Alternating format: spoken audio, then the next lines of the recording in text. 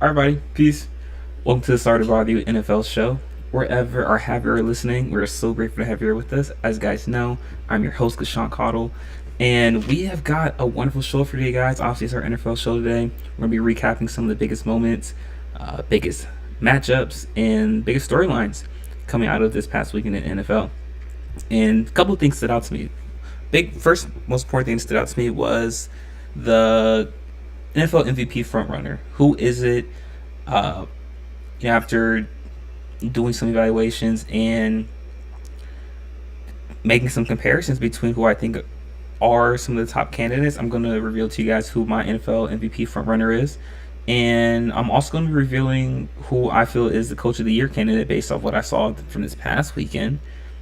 And we're also going to be discussing Purdy or C-Mac. Okay, real quick. Okay, my whole co-host Dre Pennington is in the chat room currently, and he said Brock Purdy or C-Mac for MVP.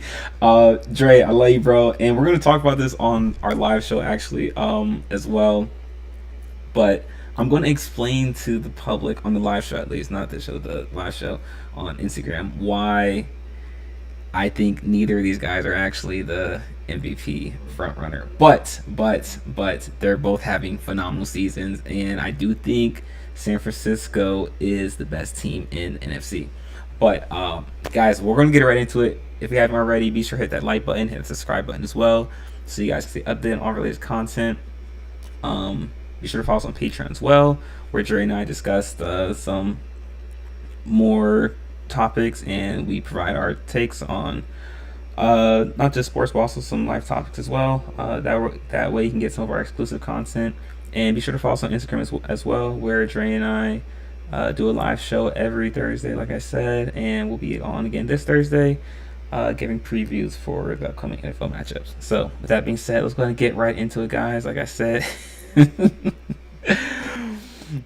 And Dre, I want you to chime in on this too, man. If you're able to. So, NFL MVP frontrunner, man. Listen, based on what I've seen so far, I've alluded to this in the past couple of weeks, but I do feel like Lamar Jackson is the current MVP frontrunner, especially based off his performance this past week against the Jacksonville Jaguars. Oftentimes, listen, I know he had 171 yards, he had one touchdown, one interception, 14-24. Oftentimes we get so caught up in the stats, we get so caught up in the numbers, we forget to actually watch the game. And we have to understand that the offense that is set up in Baltimore is not set up to make big plays. It's not set up to have big numbers. It's built to wear you down. It's built to be methodical and slow paced. But they do a better job of playing from behind, which is something that Baltimore wasn't able to do in prior seasons. But I said to say Lamar Jackson does an amazing job of controlling not just tempo, but controlling the pace of the game and controlling the ball. One thing that he does a great job is not putting the ball in harm's way. I know he had a turnover today, but I think this is only his third or fourth interception on the season, which is phenomenal. And Lamar Jackson is continually finding ways to make the right play. And you notice now is he does a much better job of being poised in the pocket. He does a much better job of extending plays with his legs, not downfield, but more so laterally in terms of allowing his receivers to get open. And he also does a much better job of throwing the ball outside the numbers. Something that was one of his weaknesses his first couple years in the league was his inability to throw the ball accurately outside the numbers. And that's something that he's shown the ability to do now, especially with the addition of great receivers like Isaiah Likely and Rashad Bateman and obviously Odell Beckham Jr., and Zay Flowers, and even Nelson Aguilar, who, he didn't have a catch this past game. This is by far the best receiving core that Lamar Jackson has had throughout the entirety of his career, and it shows. Listen, he has 17 touchdowns. He has 6 interceptions. He has 3,100 total yards. passing, and he has, if I'm not mistaken, let's look at his rushing yards as well. He has 741 rushing yards on the season already. So he's doing a great job of, like I said, controlling the pace of the game and and and extending drives. And listen, and Baltimore has one of the best defenses in the league as well. And you're led by Roquan Smith, Calvin Noy, Jadeveon Clowney, Marlon Humphreys, and Kyle Hamilton and Marcus Williams and Brandon Stevens and Patrick Queen and Michael Pierce. Still, the list goes on and on. So I understand that Baltimore has one of the best defenses as well. But what happens is Baltimore's offense does a great job of extending drives. Lamar Jackson does a great job of extending drives and creating plays, especially on third down. It allows the defense to rest. And you guys, as football players, I'm sure you guys, football players that are watching, you guys know what it's like to stay on the sideline for extended periods of time, because not only does it give you time to rest, but it also gives you confidence in your offense to see that they can extend drives, they can stay on the field, and they can score points. And so now you don't feel as much pressure as a defense to have to get a stop every possession, because your offense will be able to get out there and score points as well. And that's what Baltimore's been able to do. They've been able to wear teams down defensively, and they've been able to extend drives and score when necessary. Offensively, I know it doesn't look pretty all the time, but they're winning games. They're 11-3. Eventually, we have to take winning into account, and we have to stop looking at style points, and we have to say, okay, are they efficient? Or are they getting the job done? And that's what Baltimore's been doing. That's what Lamar Jackson's been doing. And listen, they're 11-3. I think they're the best team in the AFC. They just beat the best team in the AFC South in Jacksonville, quite convincingly, I might add. And I'm not looking at style points anymore. I'm not looking at who's leading the league in passing yards. I'm not looking at who's making the flashiest plays. I'm looking at who's efficient, and I'm looking at who's playing the quarterback position the right way, and who's actually leading their team to success and making their team better. And I would say Lamar Jackson is doing that. I would have Lamar Jackson as my NFL MVP front runner, and if I had to vote, I would vote for him as my MVP right now, based on what I've seen so far. And can things change? Obviously, things can very well change, but at this point in the season, we're going into week 16. I have Lamar Jackson as my MVP because Lamar Jackson just continues to find ways to win, and this has been a staple point of his career. When healthy, his team, Baltimore, wins. Baltimore is always has at least 10 or 11 wins. Once the Raiders go up, it seems like no one can come back. I agree, Dre. I agree. Once the Raiders grow up, seems like no one can come back. Yeah, I think it's because of their defense. I think obviously their defense is one of the best in the NFL. I think right behind San Francisco. But the offense does a great job, like I said, of extending drives. Obviously the running back core of Gus Edwards, Justice Hill, and Keaton Mitchell. I do want to say, though, Keaton Mitchell has just been ruled out for the rest of the season due to a knee injury. So that could be a little cause for concern for Baltimore. But I wouldn't be too concerned because, once again, Lamar Jackson is still there. And like I said, Lamar Jackson has over 730 yards rushing on the season. So losing Keaton Mitchell won't be too big of a loss because they'll be able to replace that. And mind you, Lamar Jackson is doing all this without his number one receiver. And I always forget the brother's name. He's the tight end. The tight end that Mark Andrews. He's doing this without Mark Andrews and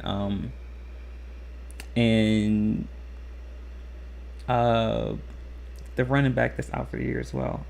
His name is J.K. Dobbins. He's also doing that without J.K. Dobbins and Mark Andrews as well. So two of his best playmakers. So coupled with all that, Lamar Jackson is my NFL MVP frontrunner right now. But I'd love to know what you guys think. Leave your thoughts in the comment section. And like Dre said, as you guys know, Dre is our NFL enthusiast, and he's our expert on this platform when it comes to the NFL MVP, and he normally gets things right. And he has Christian McCaffrey or Brock Purdy for MVP. So, like I said, be sure to check out our Instagram live show this Thursday, where he'll be giving his. I'm sure he's going to explain to you guys why he feels that way. But guys, in our next segment, we are going to be discussing America's favorite team, the Dallas Cowboys, and the performance they put on against the Buffalo Bills, and whether this means Buffalo is finally turning the corner. Do they have a chance of making the playoffs now? So be sure to stick around for that, guys. You're not going to miss it. We'll be right back.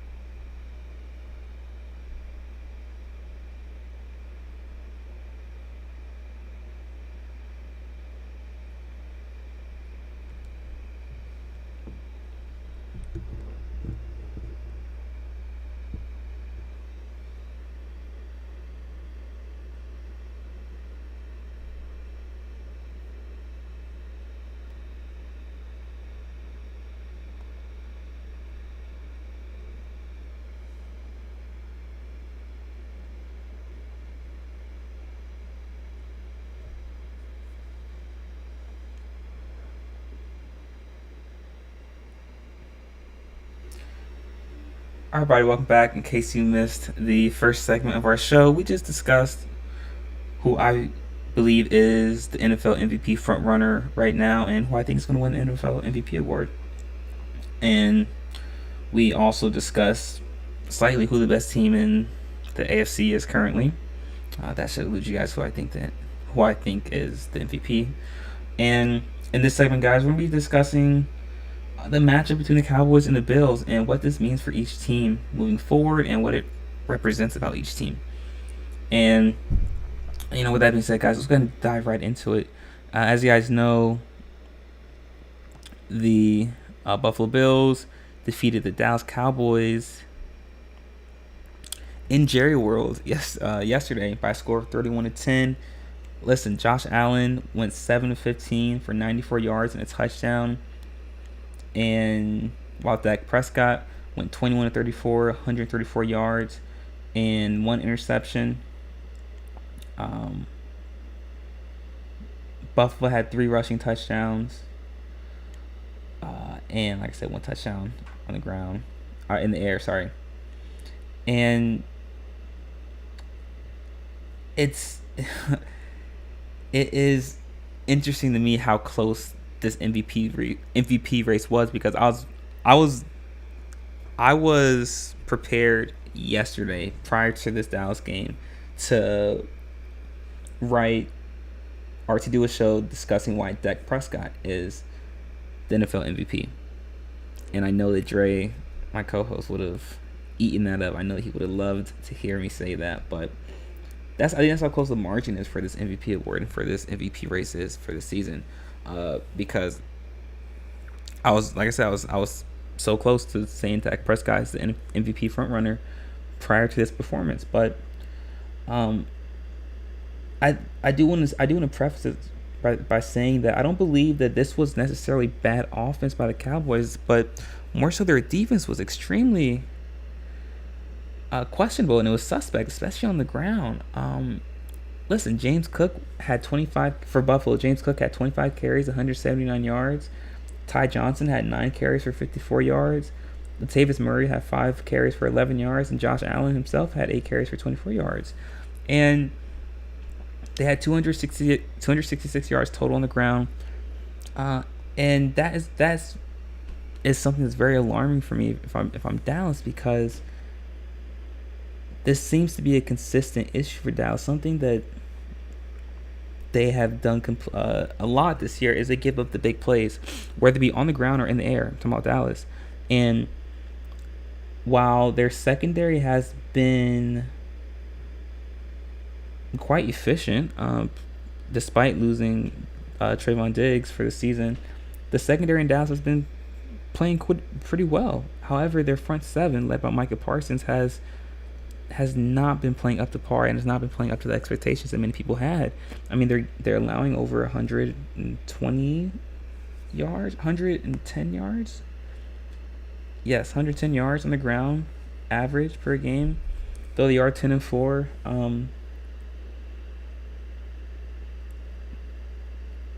It's just surprising to me that.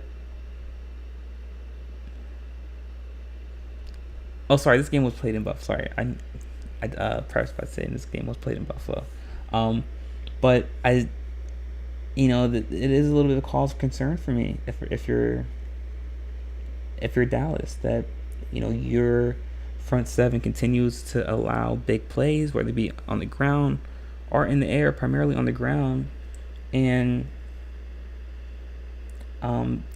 issues like that is what separates San Francisco from the other top teams in the NFC, being Dallas and Philadelphia. Listen, San Francisco at this point, and I wasn't always on board with this. I didn't always agree that San Francisco was the best team in the NFC, but they've done. Listen, they went into Philadelphia and beat Philadelphia at home, and they've also beaten Dallas. And these are two teams that I've talked about ad nauseum about being two of the best teams in the NFC, and San Francisco's done that. They beat both these teams, and you have to start giving a little bit more respect to San Francisco based on their resume and what they've done so far. And I think San Francisco is the best team in the NFC right now, but I do think that it speaks a lot about Buffalo. Listen, I talked about Buffalo in our preview show that we did for our podcast about why Buffalo wouldn't make the playoffs and why I feel that their window is closed. But listen, Buffalo is starting to turn the corner right now. Buffalo is currently sitting at 8-6 right now. They've won 2 straight. They're second in the AFC East, 2 games behind the Miami Dolphins. And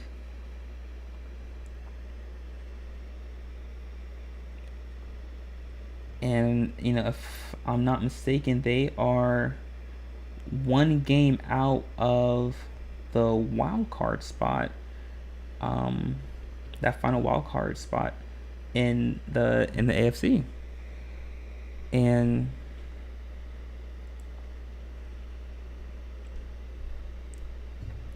are their chances very much still alive to make the playoffs? Absolutely. And I'm looking at the prediction meter right now on ESPN. Look, they currently have a 64% chance to make the playoffs. Um, like I said, they hold on. They hold on to that the last spot, that final wild card spot, um, ahead of Indianapolis. So they're very much in prime contention to make the playoffs right now. And do I still believe their window has closed? Yes, I do. But I do think Buffalo has started to turn the corner. Um, I think they have started to turn the corner. I think that the offense is starting to move more efficiently, and that's because Josh Allen isn't putting the ball in harm's way anymore. Josh Allen is continuing to or is doing a better job of controlling the ball and being more efficient with it and having better ball control.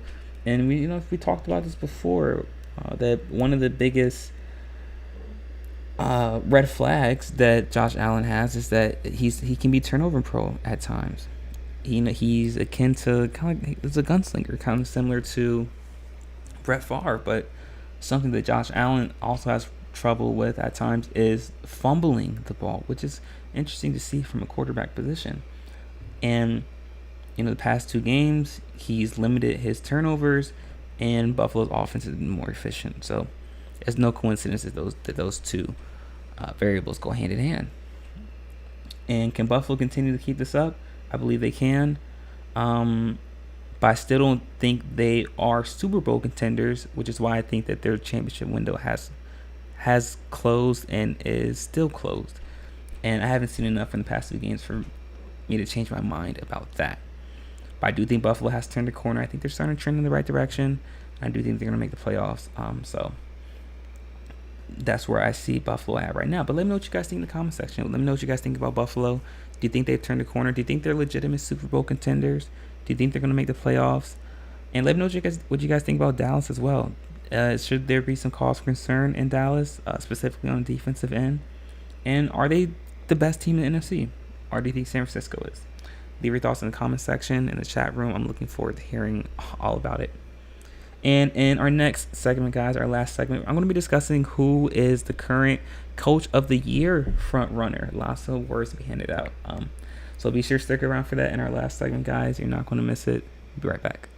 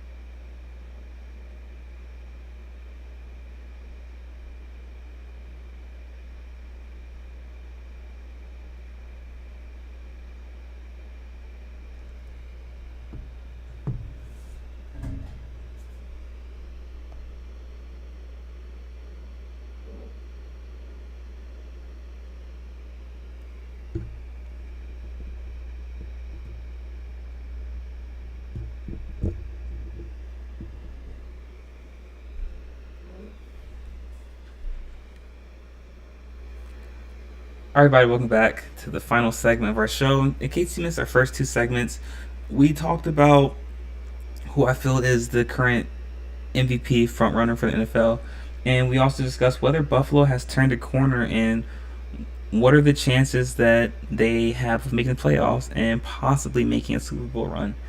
Um, so we discussed those things in our first two segments, and in this last segment, guys, we're going to be discussing who is the current coach of the year in the NFL and whether it should be Kevin Stefanski.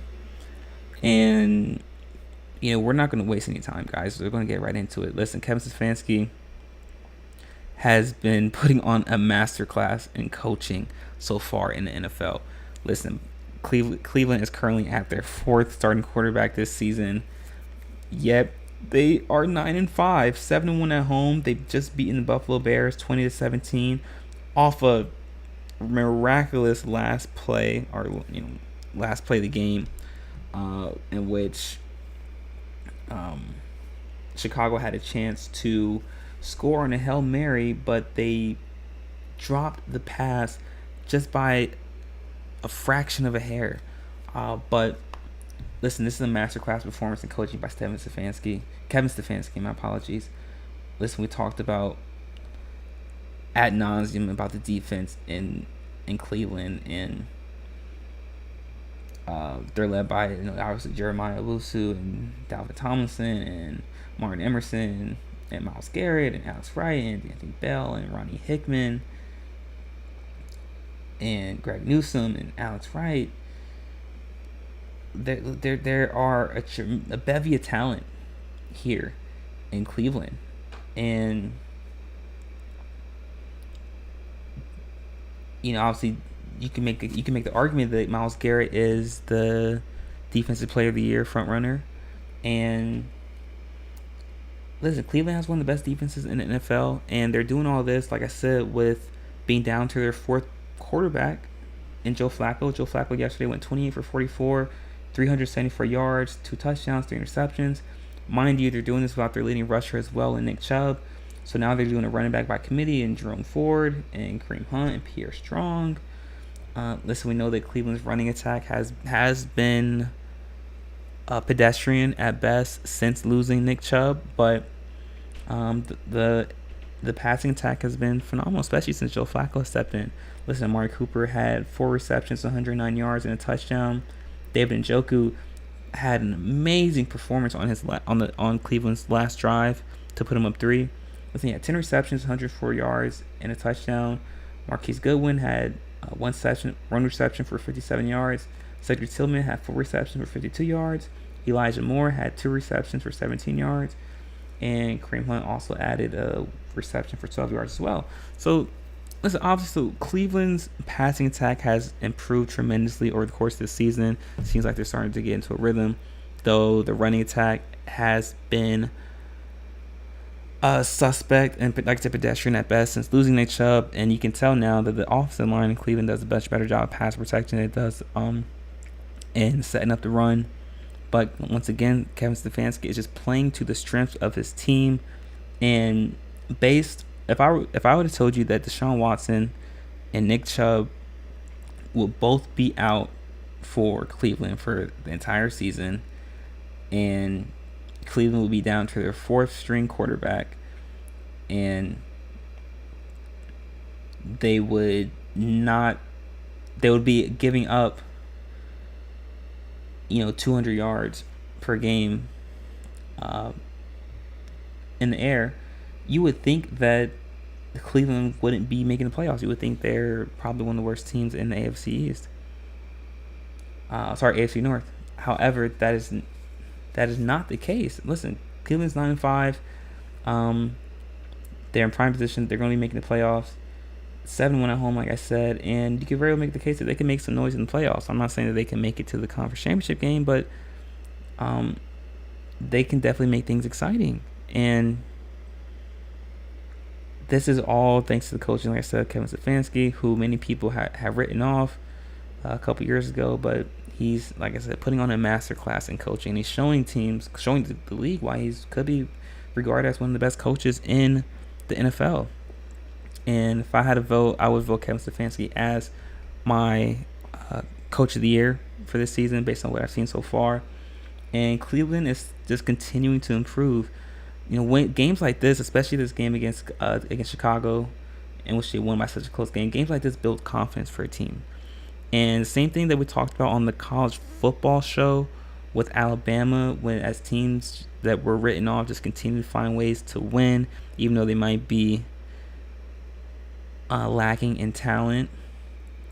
They just find ways to win, and as you start to move on like that, you start to build camaraderie, and you feel like you are a team of destiny, and you start to almost expect to win, and you find ways to pull out wins and to win nail biters that you weren't supposed to win. And same way that Alabama falls into that mode, that's the same mode that Cleveland falls into. They're winning by committee.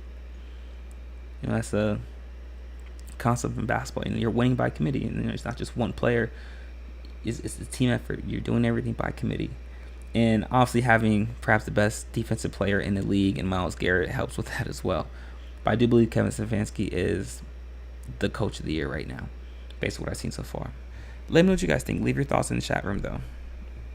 Leave your thoughts in the comment section. I'd love to hear all about it. But with that being said, guys, that's it for our show for today. Thank you so much for tuning in. It's been a wonderful show. If you haven't already, be sure to hit that like button, hit the subscribe button as well, so you guys can stay update to all our latest content that we post daily. And be sure to follow us on Patreon as well. You can do so by going to patreon.com, clicking on the search bar, and typing in "Sorry to Bother You" show. That way you can get exclusive content to all of our exclusive content that we post daily. And if you'd like to support our network and our company, you can do so by following the link in the ticker below. It's streamelements.com/sorrytobotheryoushow/tip. And we'll leave links to our website, to our merchandise, and to all of our socials in the description. That way you can go back and check it out whenever you like. But guys, we'll be back again same time tomorrow, 11:30 a.m. Eastern Standard Time. Until then, continue to stay safe, be vigilant, make smart decisions, and peace.